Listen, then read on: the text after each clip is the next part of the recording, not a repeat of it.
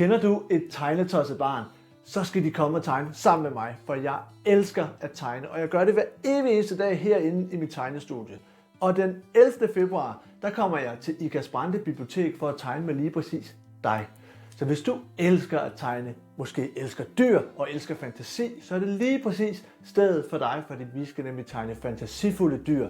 Og det er både med sjove tegneleje, med sjove tegneøvelser og konkrete tegneteknikker, som du kan bruge i dine egne tegninger, når du kommer hjem igen. Og ikke nok med det.